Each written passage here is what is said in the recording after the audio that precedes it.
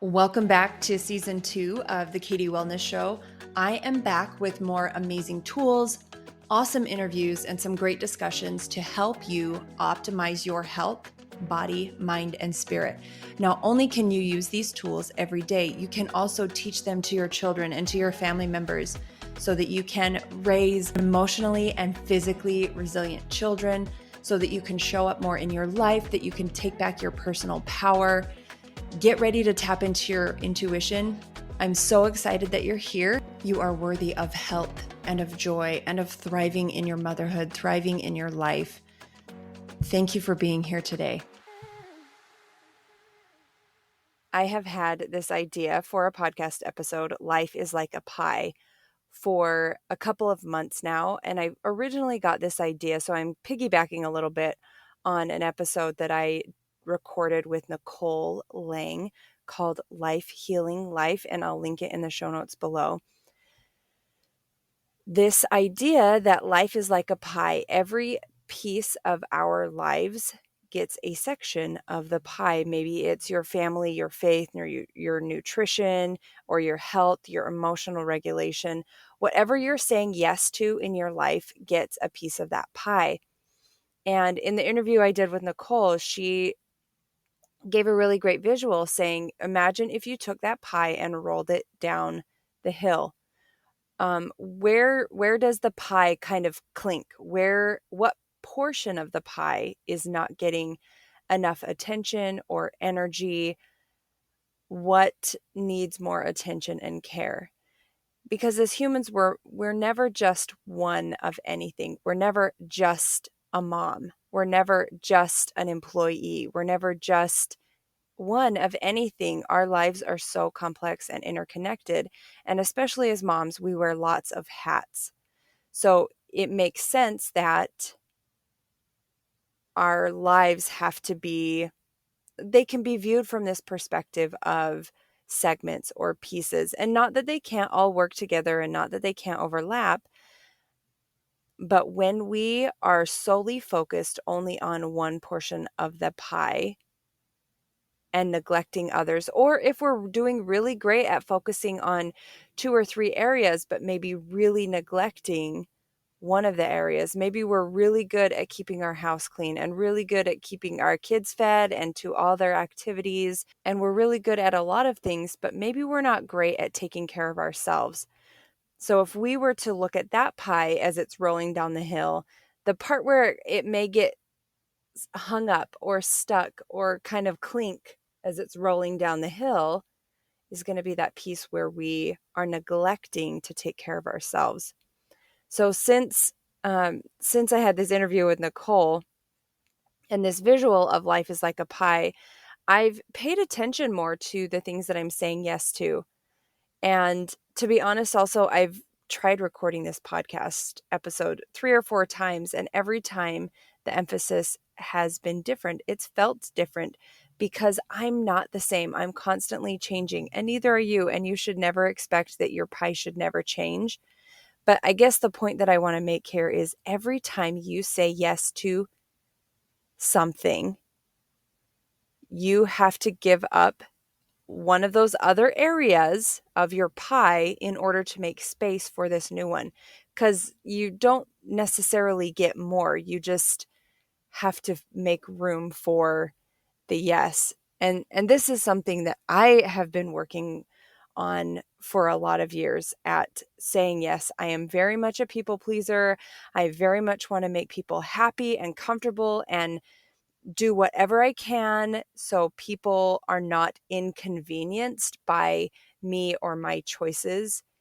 And it has taken a lot out of me physically and emotionally. And it's something that I'm working to set boundaries around and recognizing that I don't have to say yes just because someone asked me.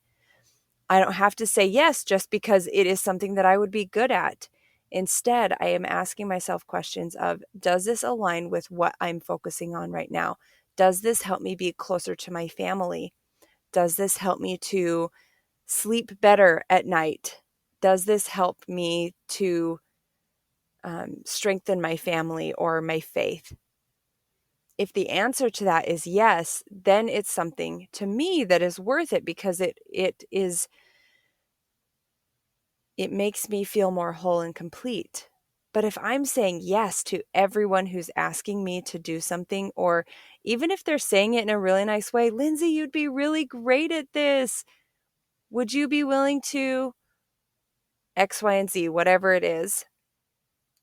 When we constantly say yes, we are taking energy away from those pieces that do matter.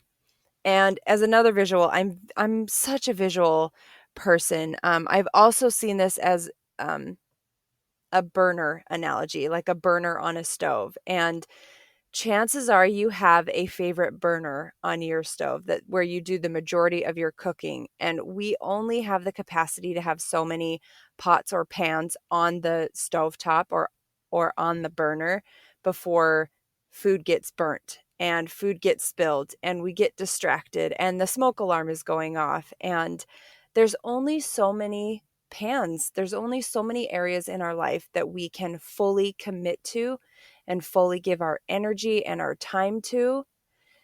And every time you say yes, you're trying to fit one more pan on the stove. So this whole idea that life is like a pie, I I see it everywhere now. Every time anyone asks me to do something, I think, what am I giving up in order to say yes to this thing? Or does it align with what I am focusing on for me or for my family right now? One of the things that I have been doing that have really helped me to not be so much of a people pleaser and be willing to set boundaries and be willing to say no to something if it doesn't align with my values and my goals without feeling guilty is emotional processing. This emotional processing is a way to look at our patterns, at our coping mechanisms, and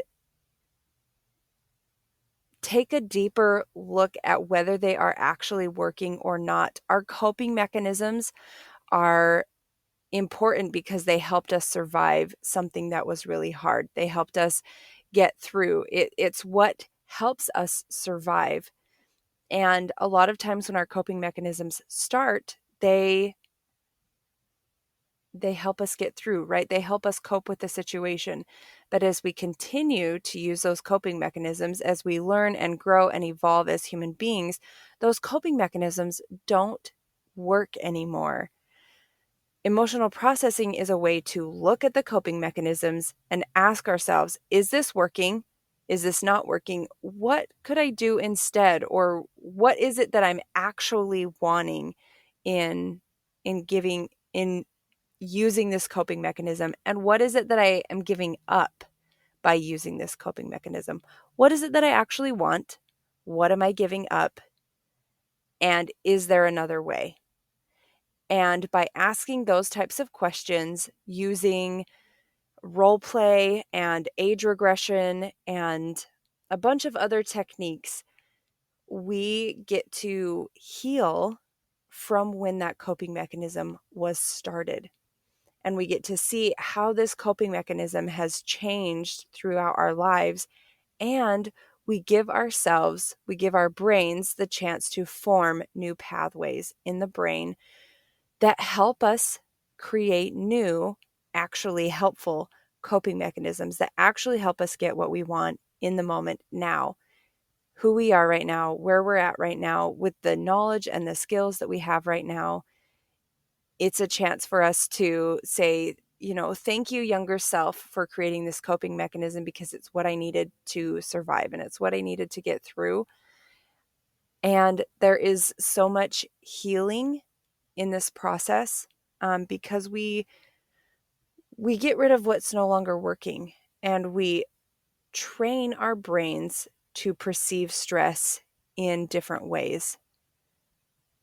Stress does not necessarily have to be a life or death situation.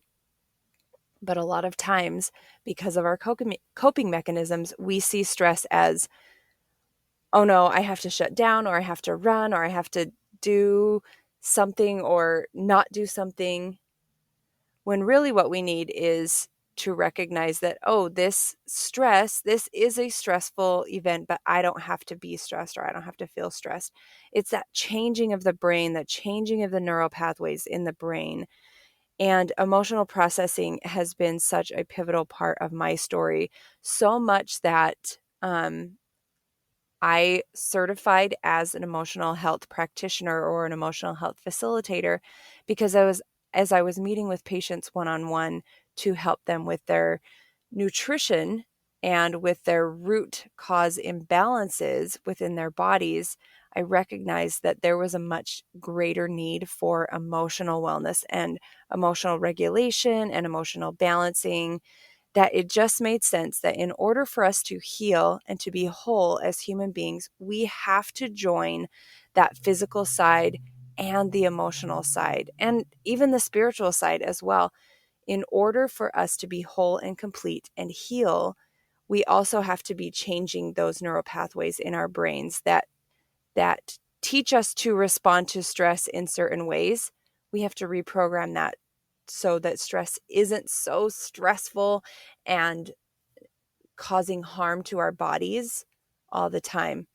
So, emotional processing is a service that I do offer. It is something that I love and that I'm very passionate about because I felt the benefits myself. And with the many people that I've worked with, they have noticed benefits. They come back and they say, Lindsey, I feel so much better. I'm sleeping better. I've done it for kids who have nightmares and they stop having nightmares. I've done it for kids who are fearful or who are not doing as well as they want to in school, and they just feel like they maybe have some learning blocks, some things that they're telling themselves internally that they're not good enough, or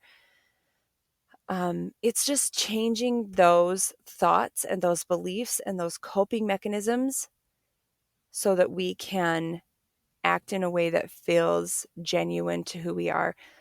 Another benefit that I have noticed for myself personally is that I have so much more access to my own intuition, that I'm not constantly doubting myself. And when I am more able to lean into that intuition, I notice so many more healing and helpful benefits, that I do sleep better at night because I'm getting the intuition and I'm listening, and it's your intuition is your body asking you for what it needs. So leaning into that helps your body. It helps you feel genuine to who you really are. I could go on and on about emotional processing, but I'm going to stop right there. This episode is going to be a little bit shorter, and in the future, because of life situation, episodes may be shorter. I love podcasting and I want to continue podcasting and sharing my knowledge and expertise, but also finding experts in this holistic and integrative field who can teach on things that are not my expertise. So I'm really excited for some upcoming interviews that I have, some products that I have recently learned about and have been utilizing, and I look forward to this journey with you. And thank you for being here with me. And be sure to check out the show notes for that episode that I talked about with Nicole. Thank you so much for being here, and I look forward to future conversations. We'll talk to you later.